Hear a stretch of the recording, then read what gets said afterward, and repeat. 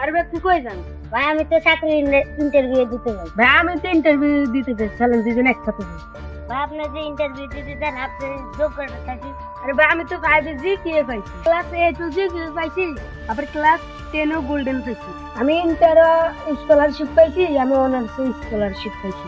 আচ্ছা ভাই আপনার যোগ্যতা দেখি। আমার যোগ্যতা হলো আমার বাপ দাদার কোটা। আপনি আপনার বাপ দাদার কোটা নিয়ে চাকরি নিয়ে নেবেন? হ্যাঁ ভাই আমি আমার বাপ দাদার কোটা নিয়ে চাকরি নিয়ে নেব। রাজু সাহেব, আদু সাহেব, আমি আর আপনাদের বাজারে শুরু করব। আদু সাহেব আপনি বাজার পরীক্ষাতে 80 ভিতরে 79 পেয়েছেন। রাজু সাহেব আপনি বাজার ভিতরে 80 ভিতরে 40 পেয়েছেন। আদু সাহেব আপনার বাবাকে কাজ করে, কৃষি কাজ করে। রাজু সাহেব আপনার বাবা করে কি? আমার দাদা মুক্তিযোদ্ধা, আমার বাবা সরকারি চাকরিজীবী। আদু সাহেব আপনি 80 ভিতরে 79 পেয়ে ফেল করেছেন। রাজু সাহেব আপনি এক পেজ থেকে কাজে করেন। স্যার আমি তো 80 ভিতরে 79 পেয়ে পাস করেছি। এটা পাস করলে এটা কোটা লাগবে। তাহলে আপনার ইন্টারভিউ নেওয়ার দরকার কি? আমি আপনার কোটার বিরুদ্ধে মামলা করব। সবাই প্রস্তুত।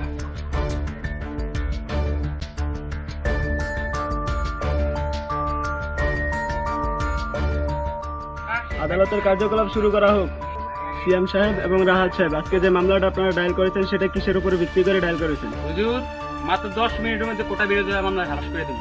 কার্যকলাপ আপনি আগে শুরু করেন, আমি আগে শুরু করি। সিএম সাহেব, কার্যকলাপ আগে আপনিই শুরু করেন। মহামান্য আদালত, আজকে যে কোটা বিরোধী মামলাটা এটা অযুক্তিহীন, ভিত্তিহীন। মহামান্য আদালত, আমার মক্কেল রিফাত সাহেবের কাছে গেছিলেন রাফিজ সাহেব এবং আবদার সাহেব সরকারি চাকরির জন্য ভাই ভাই দিচ্ছেন। মহামান্য আদালত, রাফিজ সাহেব উক্ত ভাই ভাই রেট নাম্বার পেয়ে চাকরি পেয়েছেন, আর আফজান সাহেব নাম্বার কম পেয়ে চাকরি থেকে বাতিল হয়েছে। I objected your honour. আমি এটা প্রমাণ করার জন্য, কোটা বিরোধী প্রমাণ করার জন্য, চাকরি কি জন্য হয়নি সেটা প্রমাণ করার জন্য আমি আমার মক্কেলকে কাঠগড়ায় ডাকার অনুমতি চাচ্ছি। অনুমতি দেওয়া হলো। আফজান সাহেব, আপনি তো ভাইবা দিয়েছেন চাকরির জন্য, তা আপনি ভাইবার ভিতরে কত নাম্বার পেয়েছেন? আমি 80 মার্কের ভিতরে 79 মার্ক পেয়েছি। 79 মার্ক পেলে তো পাস, আপনার চাকরি হওয়ার কথা, কিন্তু তারা আপনাকে চাকরি দেয় না কেন রিফাত সাহেব? আমার বাবার কৌটা নাই দেখা। মহামান্য আদালত, আমার সাক্ষী ও প্রমাণের ভিত্তিতে আপনি সবই বুঝতে পারছেন।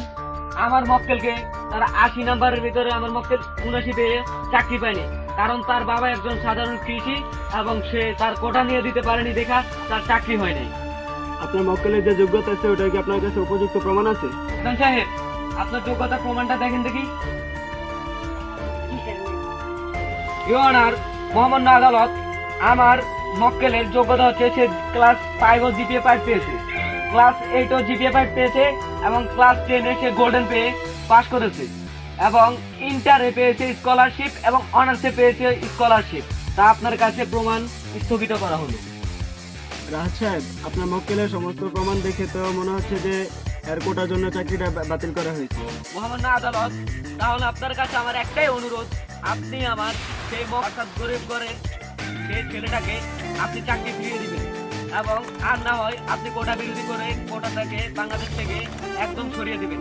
এর কারণ আমার সে মক্কেলের গরিব কৃষক ঘরের ছেলে, যার কোটার কারণে চাকরি হয় নাই এবং এই কোটা বিরোধীর জন্য সে আজ এই জায়গায় এসে দাঁড়িয়েছে এবং কোটার বিরুদ্ধে মামলা করেছে।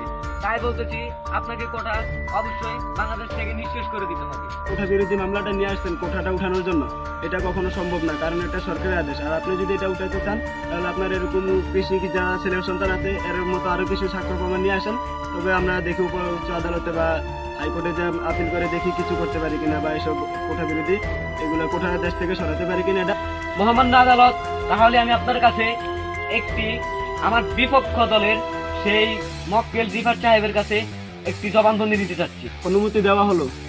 রিফাত সাহেব, আপনার কাছে যে দুজন পরীক্ষা দিল এবং আপনি রাফিজ সাহেবকে চাকরি দিলেন, সে 80-র ভিতরে 40 পেয়েছে, তাকে চাকরি দিলেন, আর অন্যদিকে আদনান সাহেব 80-তে 79 পেয়েও চাকরি দিলেন না, এটা কি আপনার উপর কোটা বিরোধী নাকি আপনি নিজেই চালু করেছেন? মহামান্য আদালত এটা আমাদের দোষ না। এটা সম্পূর্ণ সরকারের আইন। মহামান্য আদালত, তাহলে আমি আমার পরবর্তী সেই সাক্ষীকে কাঠগড়ায় ডাকার অনুমতি চাচ্ছি। অনুমতি দেওয়া হলো। ইউর অনার, আপনার কাছে আমার কিছু কথা আছে, আমার কিছু সাক্ষী আছে। আপনি যা বলার আছে কাঠগড়ায় যা বলুন।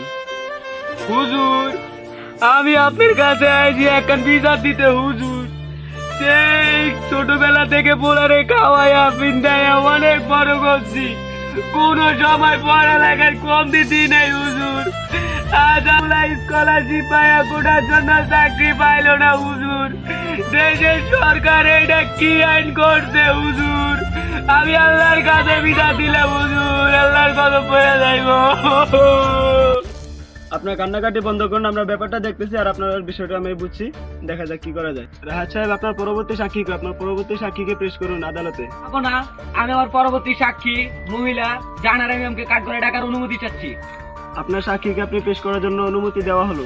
আপনি দয়া করে কাঠগড়ায় আসুন। জাহানারা ম্যাম, আপনার যা বলার কাঠগড়ায় দাঁড়িয়ে বলুন। সত্যি কথা কি একটা হুজুর, এই দুনিয়াতে গরিবের কোনো বিচার নেই।